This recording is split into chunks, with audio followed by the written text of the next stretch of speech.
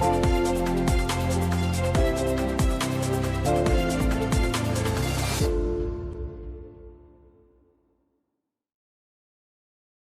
I'd like to welcome David Poveda to our offices for a little shoot. He's just dropped by Paris to do some shopping, in fact. So I called him. Absolutely. And so I thought, we'd do a bit of serious talking before he goes out and empties his bank account. And David knows a lot more than I do about the world of retail, right?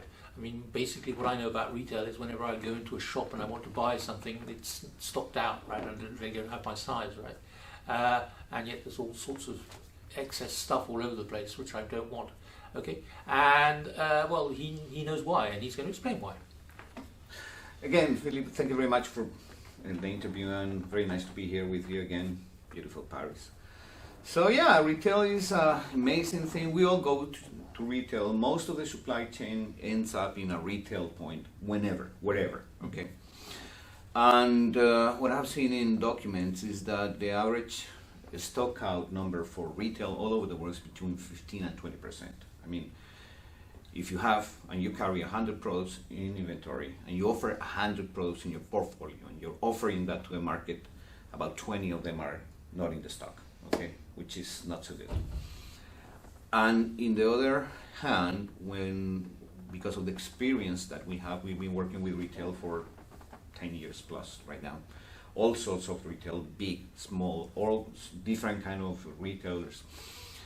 What you see is the overstock that they have. I mean, if you look at the retail numbers, the average daily sale of a SKU could be less, 98%, could be less than 0.1, okay? 0.1. That means that you are selling one every 10 days, right? Or more. If you are replenishing daily, why do you need more than 1 unit? And you go to a retail point and you see 5, 6, 10 units. That's overstock, right? So it's the same bi-modal distribution we've been talking about for a long time. Too much of the wrong, too few of the right thing.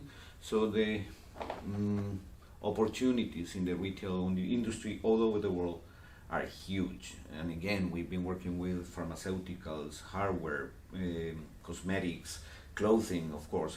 All of them are the same thing. Why? Because of the old planning methods. People are trying to guess and find out or forecast what they're going to sell. And so again, the forecast is wrong, and they put the wrong inventory and they miss the right inventory. Okay, but this idea of high frequency replenishment daily or whatever has been around for 10, 20 years, right? Yeah, sure. Why are you still making money repeating the same thing?